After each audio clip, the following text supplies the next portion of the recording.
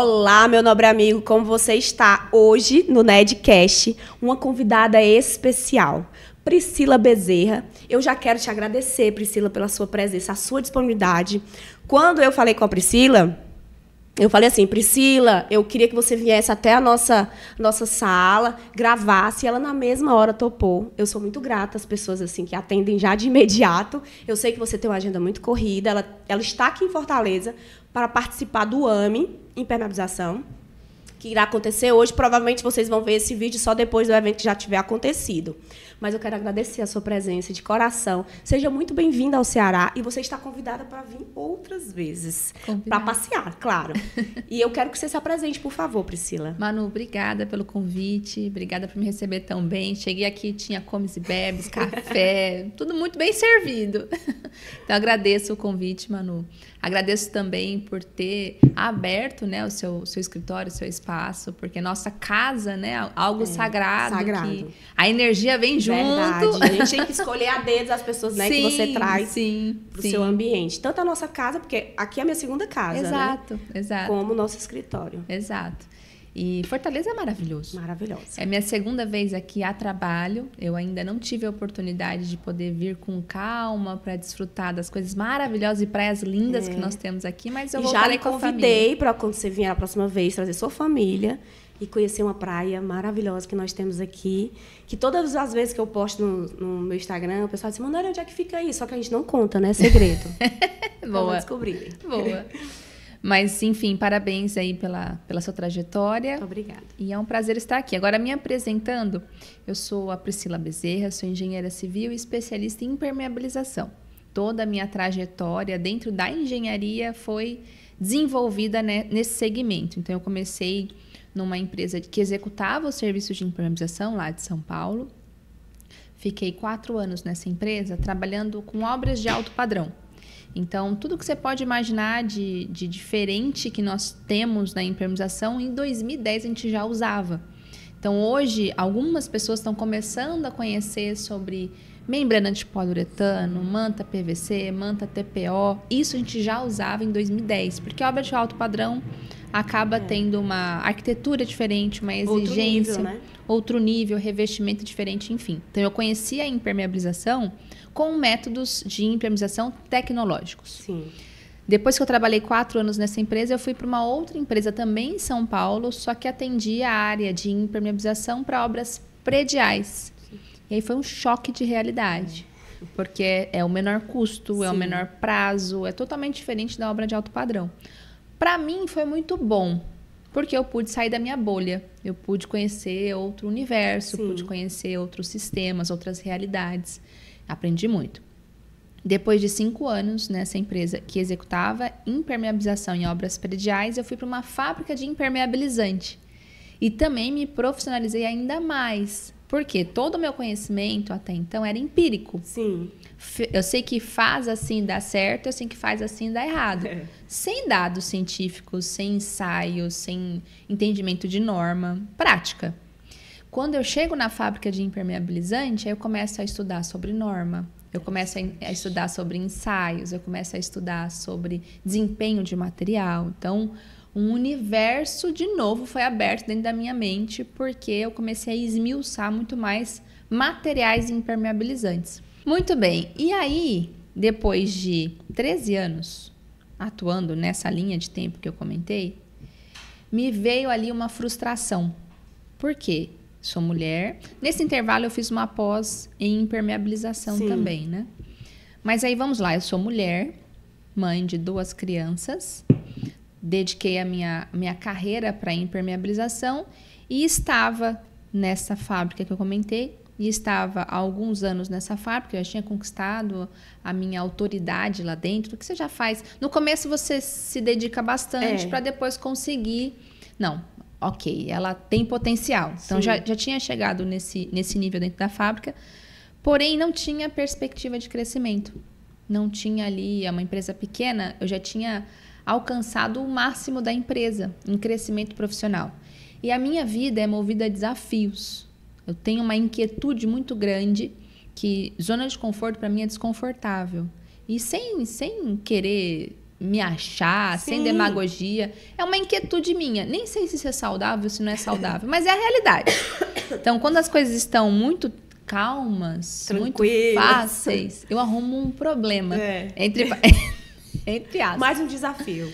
Exatamente. Geralmente, as oportunidades vêm disfarçadas de problema. Sim. Né? Então, eu sempre estou buscando o meu próximo problema para resolver. E aí eu falei, eu quero crescer profissionalmente. Eu quero ir para uma empresa maior. Eu quero ter um novo aprendizado. Aí me veio uma oportunidade de uma empresa multinacional, uma fábrica de impermeabilizante. Me veio com uma vaga para atuar dentro da área comercial da fábrica a nível nacional.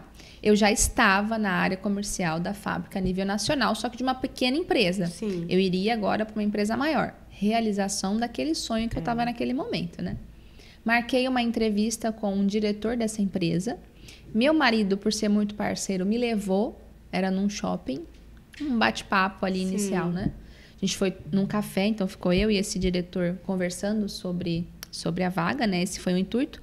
Porém, durante essa entrevista, ele começou a me fazer perguntas muito diferentes das que eu estava esperando.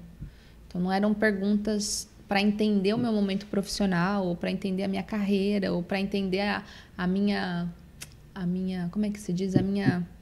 Meu perfil. Isso, meu perfil para a vaga. Sim. Era a pergunta do tipo, você gosta de dançar? Você é casada? Você tem filhos?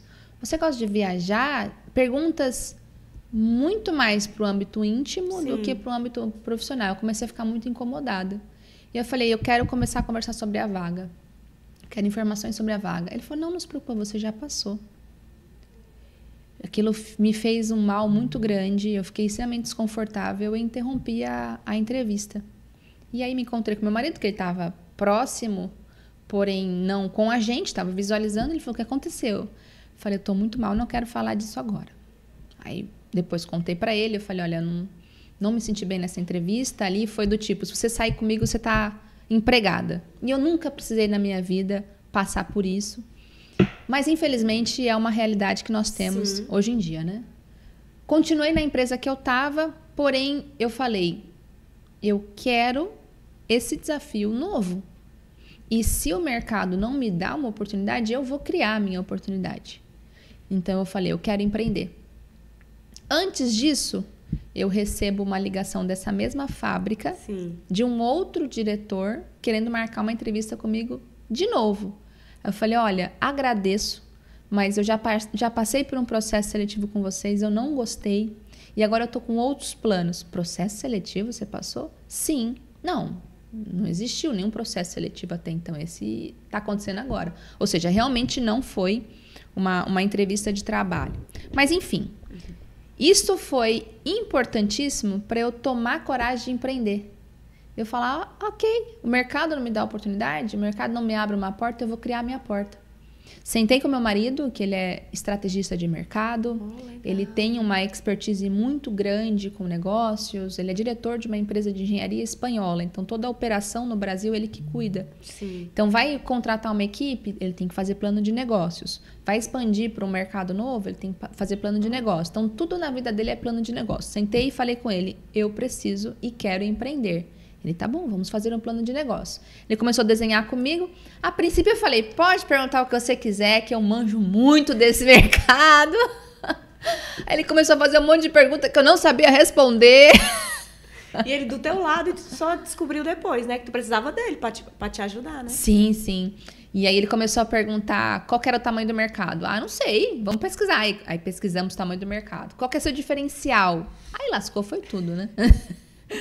Essa pergunta do diferencial eu demorei 3 dias para responder, mas foi fundamental para hoje eu estar onde estou.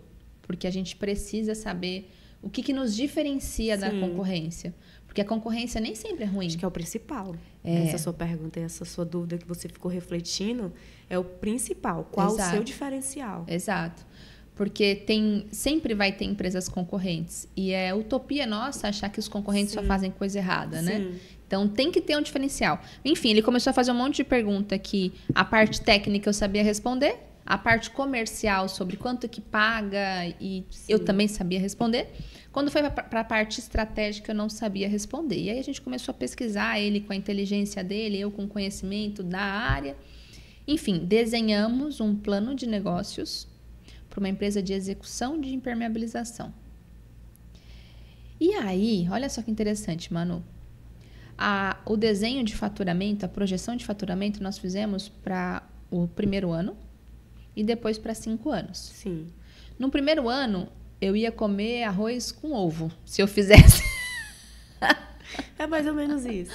Porque não deu resultado. E o risco extremamente alto, porque você lida com risco trabalhista, risco de acidente, risco de garantia, são muitos riscos envolvidos para a execução.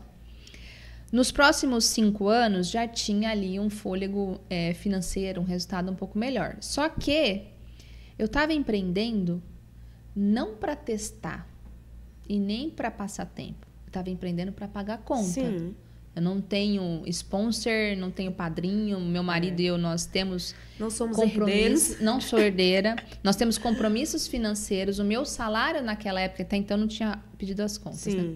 Meu salário naquela época, ele era junto com a renda da família para poder pagar a escola, babá, prestação de carro, prestação de casa, tudo, né? Então, eu não estava empreendendo para passar tempo, eu estava empreendendo para ganhar dinheiro. E quando eu vi aquele plano de negócios, que eu até poderia, depois de um tempo da empresa maturada, até poderia ter ali um retorno, só que eu tinha que ter um aporte muito maior, eu tinha que ter um fôlego financeiro muito maior, eu falei, eu não tenho esse tempo, mas eu quero empreender. Foi que a gente remodelou o negócio. Antes mesmo de pedir as contas, antes da empresa existir, antes de tudo, a gente passou de execução para uma empresa de projeto e consultoria de impermeabilização. E aí eu vou até fazer uma pausa aqui nessa fala, porque quando eu já trouxe esse estudo para o mercado, eu fui muito criticada. Muito criticada. Mas muito mesmo, você não faz ideia. Essa menina não sabe o que ela está falando. Essa menina fala besteira, ela está achando que a gente é besta, os aplicadores, né? Sim. E aí, vou até comentar aqui, olhando para a câmera, o que acontece? Esse estudo que foi feito por um estrategista de mercado, com levantamento de dados. Então, eu peguei quanto que o mercado paga para o serviço de impermeabilização e quais são os custos. E custos envolvendo impostos, envolvendo salário, envolvendo equipamentos, envolvendo todo o custo da operação.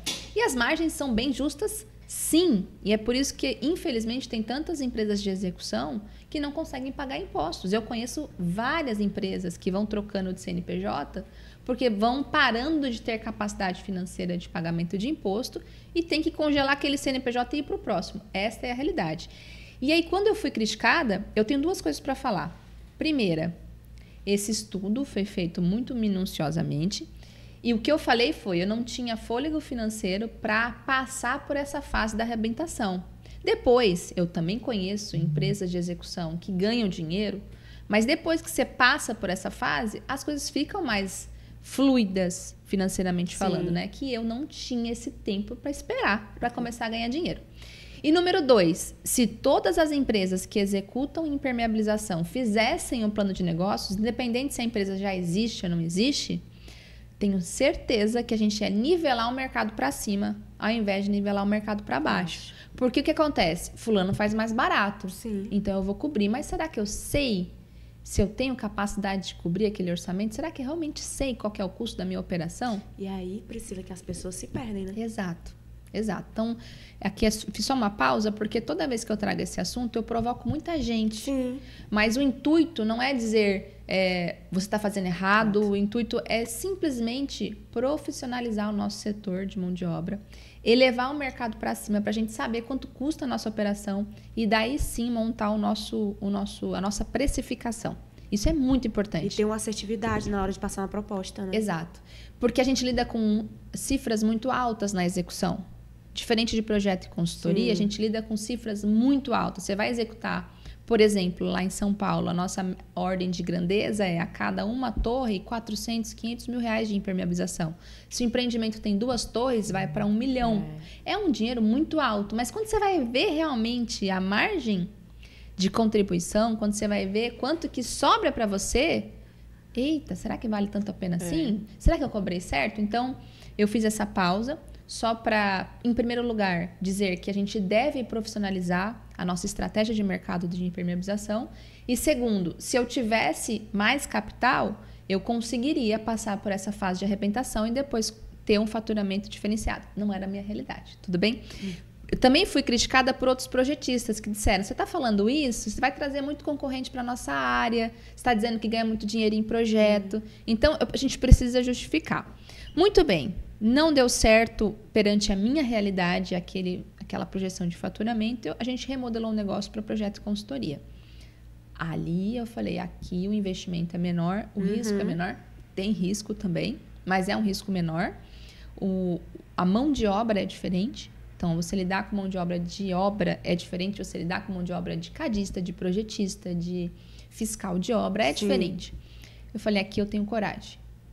E aí, muito bem, com o plano de negócio em mão, eu fui lá conversar com o meu diretor atual para me desligar. Cheguei nele e falei, olha, é o seguinte, agradeço tudo que eu aprendi aqui, agradeço a oportunidade, mas estou avisando, estou comunicando que eu estou saindo. Ficarei o tempo que for necessário para treinar as próximas pessoas. Em resumo, o que era 30 dias se estendeu para 4 meses e nesse intervalo eu treinei 4 engenheiros para ficar no meu lugar.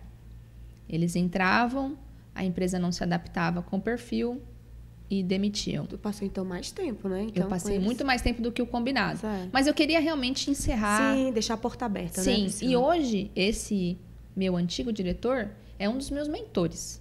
Quando eu tenho dúvida de gerenciamento, quando eu tenho dúvida de estratégia de mercado, eu também ligo para ele. Porque a gente não sabe de tudo, né, Manu? Com certeza.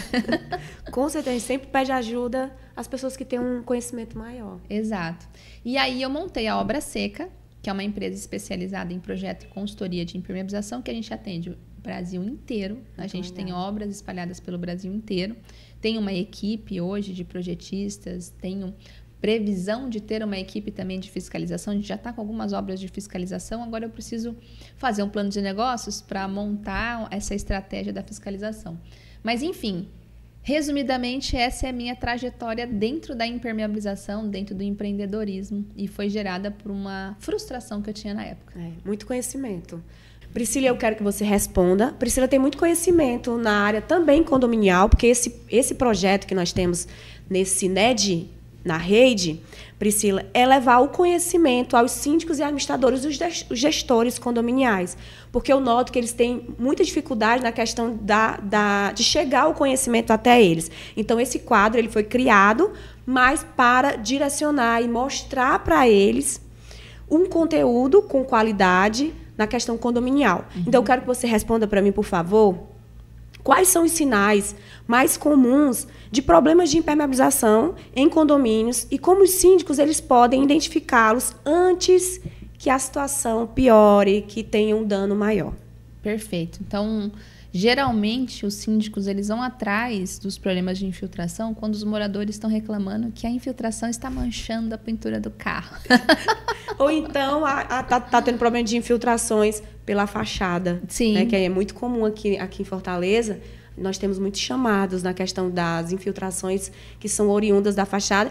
E aí tem a questão do mofo, dos problemas respiratórios que ocasionam até para a área interna, né? Exato. Mas aqui fica um alerta de que a pintura do carro é o menor dos nossos problemas, porque é só uma questão estética. Dentro daquela estrutura que está sofrendo aquela infiltração, ela está passando por um processo de deteriorização, ela está perdendo a sua vida útil, porque a infiltração ela traz ali o oxigênio, traz alguns elementos químicos que avançam a corrosão da armadura e daí por diante. Então, no menor sinal de infiltração, você precisa parar e resolver. Por quê? Aquilo não vai ser resolvido sozinho e a tendência é só piorar. E aí existe uma lei do Sitter, que é um estudo sobre a evolução dos custos das manutenções, e ela tem uma razão geométrica de 5, né? Sim. Então, conforme você demora para fazer a sua manutenção, seja ela preventiva ou corretiva, emergencial, mais cara fica. Então, no menor indício de infiltração, paralise a sua operação e resolva aquele problema de forma definitiva para não ter aí a redução da vida útil das estruturas. E aí nós vemos muito, Priscila, quando nós vamos fazer as inspeções prediais, dentro dos condomínios, quando acontece a situação dessa, que é em cima da BMW do morador, e eles colocam uma calha.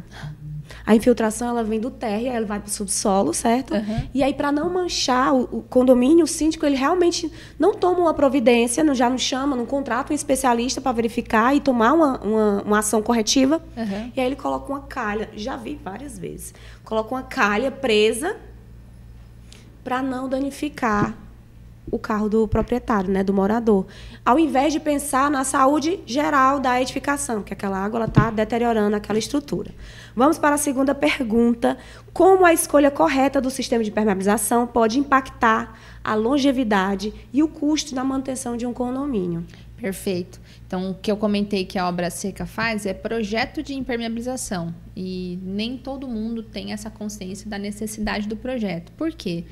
Porque tem uma gama muito grande de impermeabilizantes no mercado. Tem muitas alternativas, tem muitos fabricantes. E você fica meio confuso até, né? Qual que eu uso, mas qual que é o melhor mesmo? E não existe o melhor produto impermeável, não existe o melhor sistema de impermeabilização, porque há casos e casos. Então, tem um tipo de estrutura que vai ser aplicado ao sistema, tem um tipo de clima da região. Então, nós temos dentro do Brasil, que é um país continental, de tão Sim. grande, nós temos regiões de muita seca, nós temos regiões de muita umidade, de muita chuva. Enfim, tudo isso impacta na escolha do sistema de impermeabilização. Disponibilidade de mão de obra local. Então, tem regiões, por exemplo, que só aplica manta asfáltica com maçarico. E tem outras regiões que só aplicam manta asfáltica colada com asfalto. E tem outras regiões que já estão mais tecnológicas, que aplicam membrana de poliuretano, manta TPO, manta PVC e daí por diante. Então, a gente precisa, quando a gente está fazendo um projeto, analisar todos os parâmetros daquela obra, inclusive expectativa de vida útil desejada pelo cliente e o custo que ele quer investir. E aí sim a gente desenvolve um sistema de impermeabilização específico e personalizado para cada obra. Então, o projeto de impermeabilização é tão importante porque a gente faz uma análise minuciosa de caso a caso e faz a especificação mais assertiva para aquele empreendimento, seja para obras novas, ou para retrofit de condomínios, ou para obra de saneamento, ou para obra de indústria. Todas as obras e os segmentos precisam ter esse olhar personalizado. Não tem receita de bolo, né? Sim. Porque as pessoas acham que o mesmo material que eu posso estar utilizando na situação vai ser o mesmo que eu vou precisar usar numa piscina, um exemplo. E aí acha que aquele material ele vai resolver todos os problemas. Tem um produto que vai resolver todos esses problemas e não é assim. É uma situação que você analisa como profissional especializada de uma forma personalizada. Exato. Perfeito. E aí, querendo ou não, Priscila, você tem um custo maior, porque você está contratando um profissional que é especializado naquela área. É a mesma coisa, vou dar um exemplo aqui, de você contratar uma pessoa para fazer... Aqui em Fortaleza, nós temos a lei de inspeção predial. E engenheiros e arquitetos, eles podem estar realizando esse tipo de serviço. Mas você concorda comigo que um profissional que já está há muito tempo no mercado, que já fez vários cursos, o valor dele é diferenciado. E aí a gente tem essa barreira em relação aos condomínios. Por quê? Porque eles procuram, a maioria dos condomínios, eles procuram muito preço. Eles não estão muito interessados na questão do valor. O que é que você vai estar entregando para aquele condomínio? É tão bom, Priscila, eu estou falando de experiência, porque às vezes a gente vai entregar um laudo de inspeção predial e o cliente fala assim, mas eu não esperava que era isso tudo. E aí entra a questão do teu diferencial, né? Exato. Porque quando você vai entregar alguma coisa para o teu cliente, você tem que surpreender. E eu estou falando de todos os processos, da entrega, na entrega do produto físico, né, que é o laudo, e também a forma que você vai atender aquele teu cliente. Então, isso é o teu diferencial. Ninguém vai conseguir te copiar. Você atende teu cliente de uma forma, a Emanuele atende de outra. E se você atender de uma forma muito melhor, as pessoas vão lembrar de você. Então, é todo um processo do primeiro atendimento, da execução, da entrega. Então, eu falo muito para meus alunos, tente se diferenciar dos outros profissionais que atuam na tua área. Vamos para a terceira pergunta. Vitor, vamos dar uma pausa aí rapidinho, só para eu pegar minha água, por favor. Rapidinho. Você quer mais água? Vamos lá. Terceira pergunta, Priscila. Pronto? Priscila, quais são os principais erros cometidos durante a execução de sistema de impermeabilização em edifícios e como nós devemos evitá-los? Bom, vamos lá. Existem alguns erros que são cometidos durante a execução. O primeiro erro é a especificação incorreta do sistema de impermeabilização. Então, você comentou, não existe um único produto que seja aplicável em todas as situações, e deu o exemplo da piscina, né? Então, na piscina nós temos a pressão hidrostática, sim, a gente tem ataque do cloro, às vezes quando a piscina é tratada com sal, tem ataque do sal, tem a movimentação, tem a dilatação, tem a onda que fica fazendo ali, sim, uma tensão. Então, tem uma série de solicitações que a camada impermeável vai receber. Será que seria o mesmo sistema de impermeabilização para um banheiro, por exemplo? Então, isso é o primeiro erro que geralmente acontece, que é especificar o sistema de impermeabilização de forma inadequada. Dali a gente já parte do primeiro erro. Vamos pular esse erro. Vamos imaginar então que não cometer esse erro, que especificaram o sistema correto. A segunda possibilidade de erro, nesse caso, é a aplicação. Então, quando a gente fala de impermeabilização, infelizmente, as pessoas acham que entendem de impermeabilização. Para você ter uma noção, eu entreguei um projeto de impermeabilização para um condomínio e eu recebi uma ligação de uma moradora falando, olha, eu pesquisei aqui na internet. No Dr. Google? Exatamente. E vi que você especificou uma membrana, uma manta líquida, ela nem falou membrana, manta líquida, e manta líquida não presta. Eu falei, olha, em primeiro lugar, não existe esse nome, manta líquida. Em nenhuma norma a senhora vai encontrar. É um termo errado que o mercado, o marketing usa para vender. Sim. Mas esse nome manta líquida a senhora não viu no meu projeto. A senhora viu membrana de poliuretano, que é um sistema tecnológico, que é um sistema validado tem obras no Brasil há mais de 30 anos com esse sistema. Então, não é uma manta líquida. Só que o ponto é, uma moradora que não é da nossa área da engenharia, pesquisa no Google e vem nos questionar de um projeto de engenharia, de um projeto que leva uma ART, uma anotação de responsabilidade técnica, e eu precisei, claro, com muita educação, né? Claro. Mas eu precisei explicar para ela que aquilo não era o que ela estava pesquisando. Mas esse é um dos problemas. Todo mundo acha que entende de impermeabilização, porque parece que é simples, é só aplicar um produtinho, é só passar uma brocha, é só passar um foguinho. Então, a segunda possibilidade de erro é na execução, certo, de profissionais que talvez não tenham tanta habilidade. Treinamentos, né? Ou não recebeu o treinamento, ou não está num dia muito bom e podem errar na execução. Terceiro erro. Então, vamos imaginar que não aconteceu nem o primeiro erro e nem o segundo. Aí tem a terceira possibilidade de erro, que é eu especificar o material correto, aplicar corretamente, fazer teste de estanqueidade, não infiltrar e entregar para a construtora. Ó, assina aqui, Manu, por favor. Você está vendo aqui essa laje de 1.000 metros quadrados? Fiz o teste de estanqueidade, tá tudo certo, okay, tá bom? Beleza.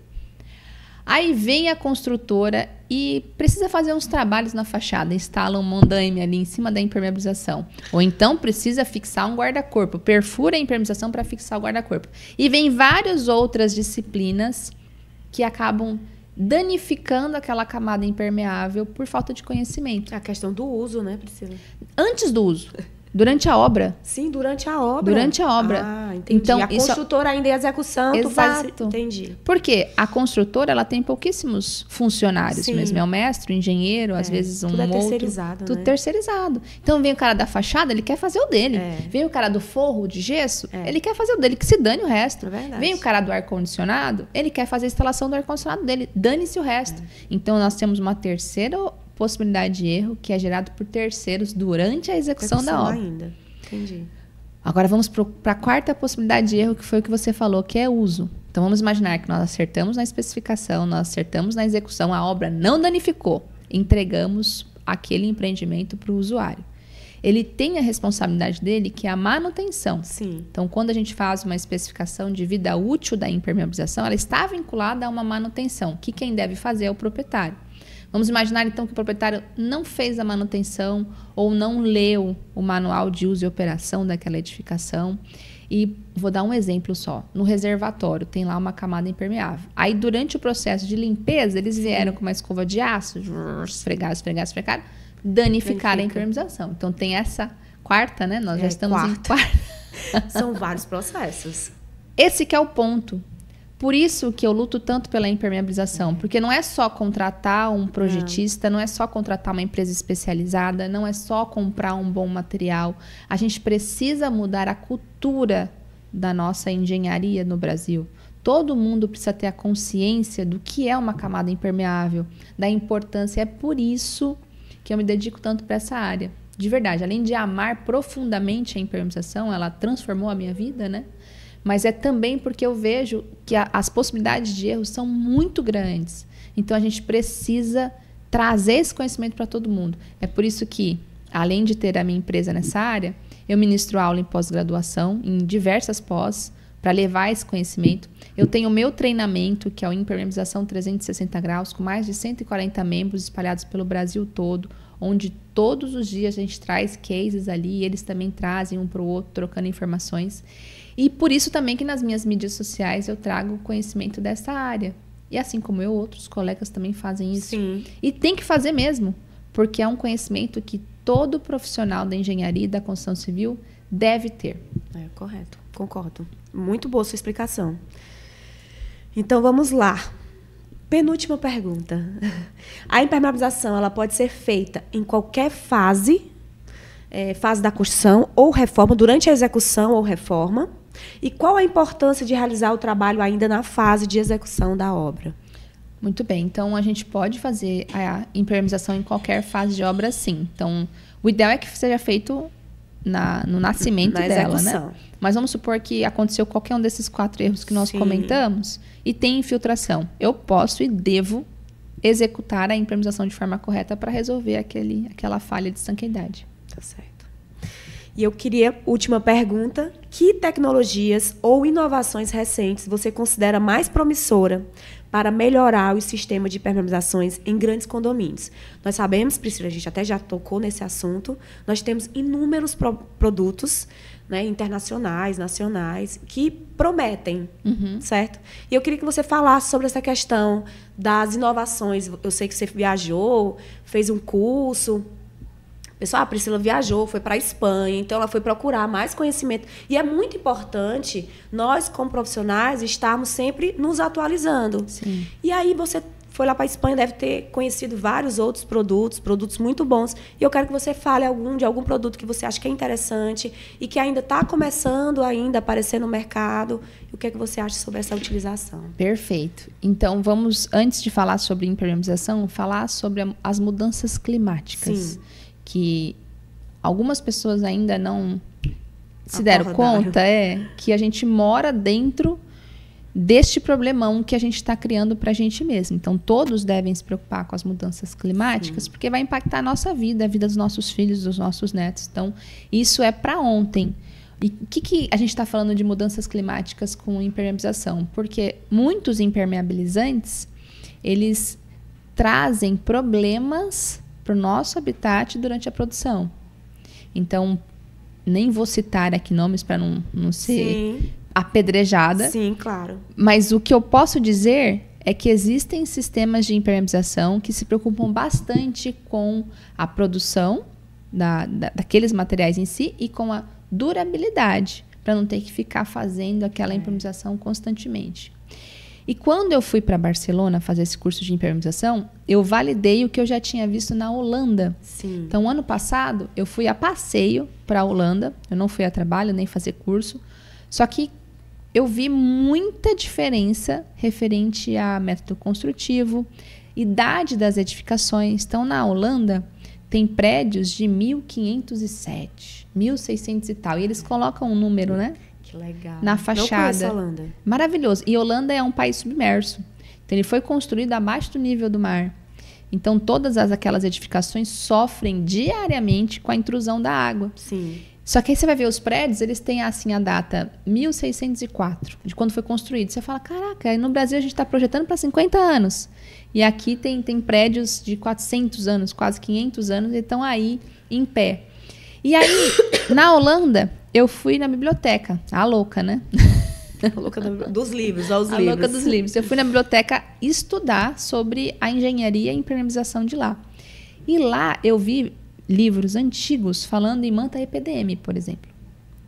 Manta EPDM, que é pouco usada aqui no Brasil, mas que na Holanda já é uma realidade porque eles se preocupam muito com a questão climática, muito com a sustentabilidade. Sim. E eles já adotaram esse sistema lá. Muito bem. Fui para Barcelona agora recentemente fazer esse curso de impermeabilização. E eu vi novamente EPDM, eu vi TPO, eu vi sistemas de impermeabilização que são mais duráveis e que se preocupam mais com essa questão de pegada de carbono e de clima aquecido que nós estamos vivendo. Trazendo para o Brasil, a gente ainda não está tão preocupado com isso, infelizmente. Então, quais sistemas eu vejo como promissor são esses sistemas que se preocupam com a sustentabilidade, que se preocupam com a produção de carbono na sua produção. Exatamente. Então, não quer dizer que os sistemas que a gente usa não têm desempenho ou não sejam sistemas que atendem norma de desempenho. Não é isso. A gente está falando de algo mais sério. A gente está falando de pegada de carbono, a gente está falando em redução de temperatura no nosso clima, a gente está falando em sustentabilidade, a gente está falando em durabilidade. Então, esses sistemas que são tecnológicos, eu vejo como promissores aqui no Brasil por essa razão. Tá ótimo, Priscila. Agora sim, nossa última pergunta, falando mais das nossas dificuldades. Agora, fugindo da parte técnica, nós vamos falar assim, eu queria que você explicasse um pouco mais, porque é o meu dia a dia, a minha dificuldade. E aí eu me identifiquei também com você, porque você é mãe, né, casada. E a gente sabe das nossas dificuldades do dia a dia para poder dar conta de tudo. E nós não somos obrigadas a dar conta de tudo. Nós não somos nem a Mulher Maravilha. Exato. E quando... eu estou falando da minha dificuldade do meu dia a dia, que às vezes você quer estar presente. Tipo, teve uma vez meu filho Dia das Mães, aí eu estava dando aula, acho que em Recife. E aí eu pedi à madrinha dele, que é a minha irmã, para poder estar presente. E eu chorei muito, me senti muito sensibilizada. Voltei a dar aula, assim, muito triste. E não é legal você dar uma aula triste.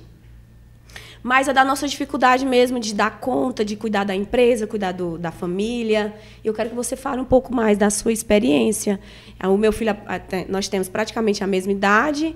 Eu quero que você conte um pouquinho a sua história sobre isso. Muito bem. É um tema que eu gosto muito de falar, porque, infelizmente, a sociedade cobra muito da gente, né? O que você falou, nós não somos Mulheres Maravilha. Eu não sou Mulher Maravilha. Nem quero ser. Nem quero ser. É muita pressão, né? Muita porrada. Muita porrada. Então, é importante a gente tocar nesse assunto para dar um ombro amigo para as outras mães que empreendem ou que estão atuando fortemente numa empresa ou que estão em casa, que decidiram largar a carreira. Que é um trabalho bem pesado também, né? Extremamente. E que a maioria das vezes as pessoas que estão próximas não valorizam. Exato. E que não existe certo e errado. Não. O que existe é o que te faz feliz, o que te traz felicidade.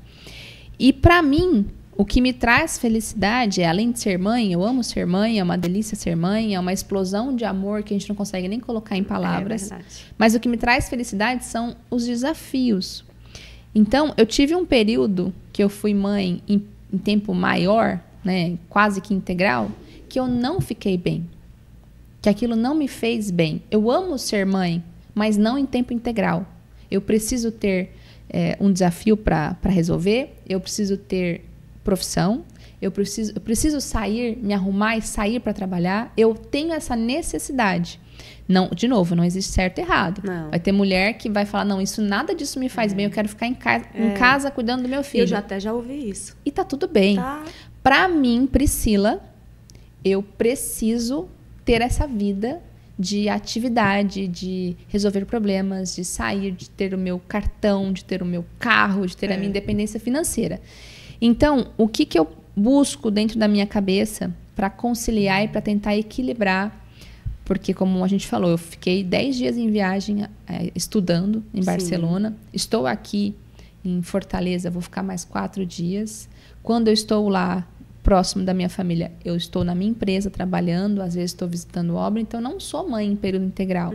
Só que eu costumo me dedicar, quando estou com eles, 100% com eles. Qualidade. Eles também não querem só isso.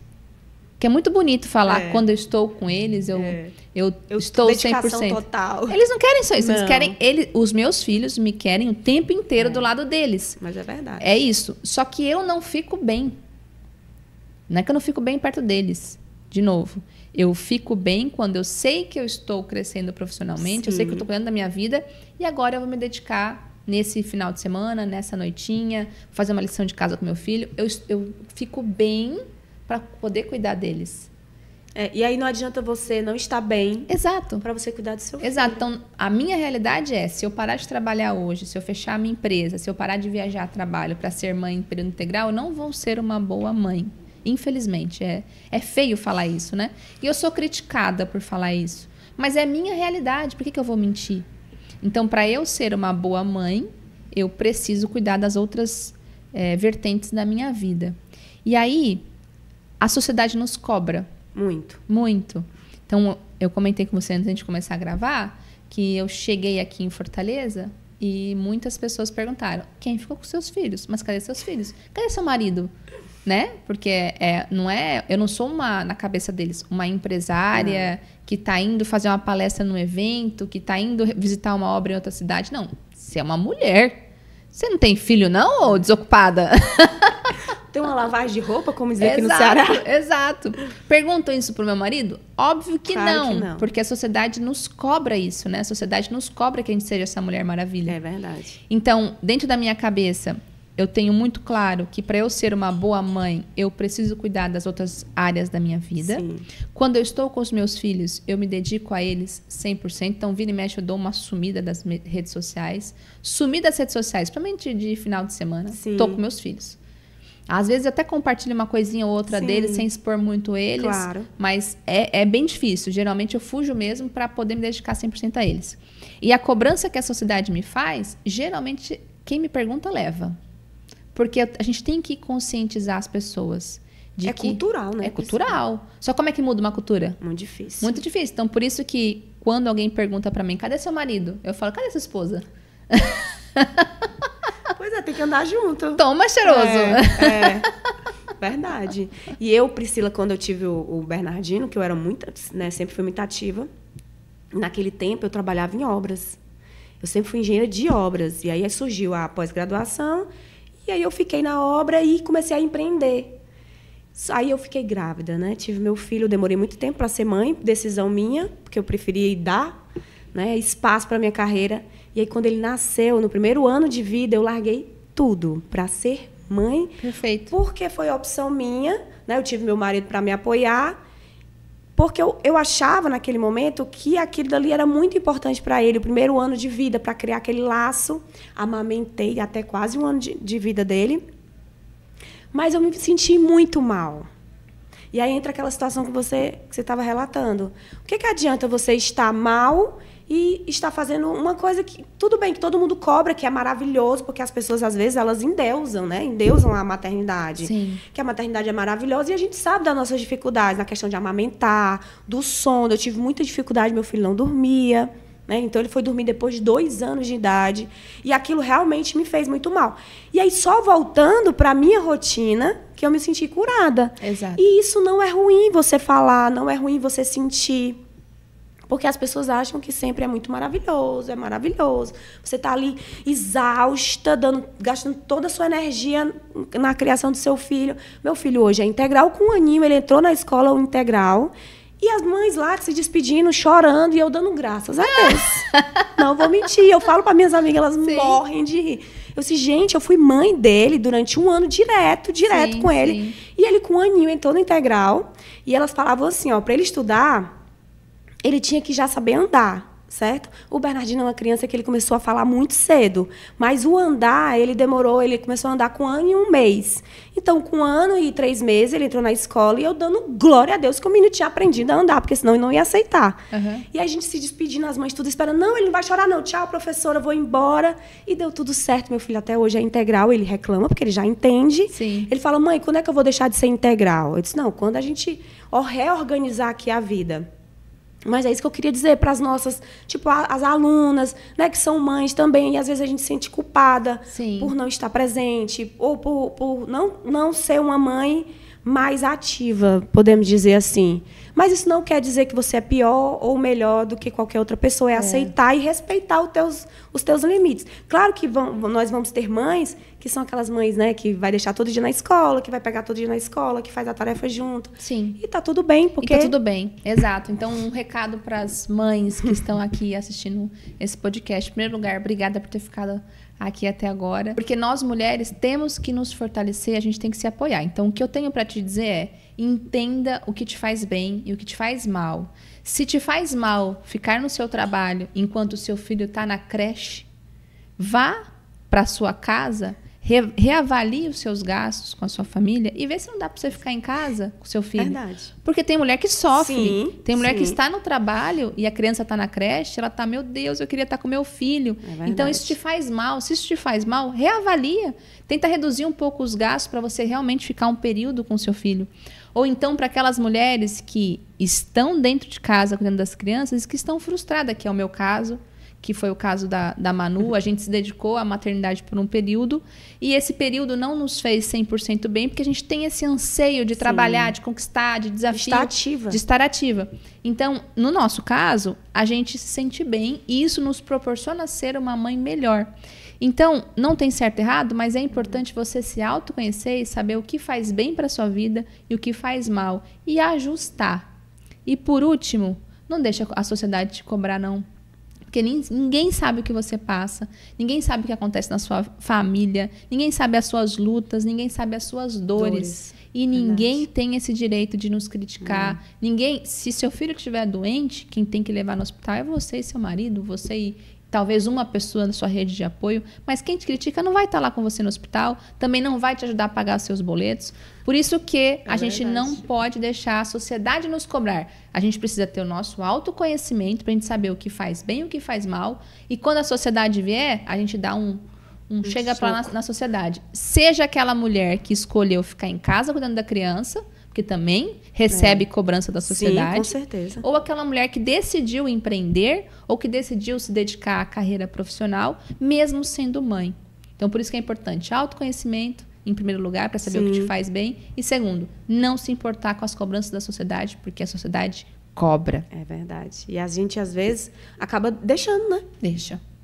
Acaba deixando de ser cobrado e aquilo nos frustra, nos faz muito mal.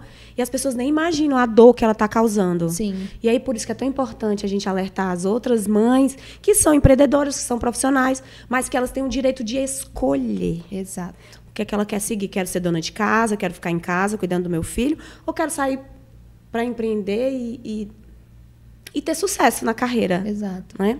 Priscila, quero agradecer a sua presença. Eu que agradeço. Muitíssimo obrigada. Quando você estiver aqui no Ceará, venha nos visitar. Vamos combinar para você trazer sua família quando você vier para passear. E aí a gente ir na praia. Juntar os meninos. Vai ser ótimo o Bernardino. O Bernardino precisa de companhia. Eu só tenho um. Mas eu quero te convidar, se você, numa próxima vez, vir até Fortaleza, você será sempre muito bem-vindo. Combinado. Obrigada pelo convite mais uma vez. Parabéns pela sua trajetória. Muito obrigada. Parabéns pela mãe incrível que eu tenho certeza que você é.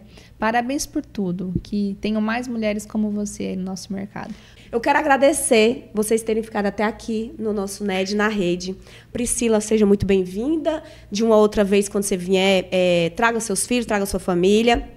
Pessoal, quem tiver aí, se puder compartilhar, marcar. A gente falou para as meninas, né, que são mulheres, que são mães. Se você puder marcar a Nobre Engenharia, marcar também. Priscila, o teu Instagram. É @eng, de engenheira, né? Então, ENG, Priscila Bezerra. Inclusive, o Bezerra é aqui do Ceará, viu?